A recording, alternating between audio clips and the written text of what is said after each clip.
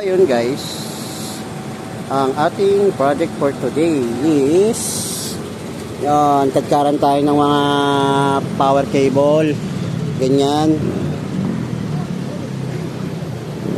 So tag-iisa lahat yan, nalaman na natin yan, neutral, ABCD, E. Joke lang, ABC tsaka neutral lang, tsaka ito. So nakapagkabit na ako ng SR sa taas. Dito ako sa scaffolding nakapwesto. So medyo mataas, so kailangan nakabelt, safety first. So yun lang. Unang bira itong side na to. So umaya ulit. Bye. So ayun, piniprepare na nila yung lalagay nila yan sa ano, sa lubid. Yan.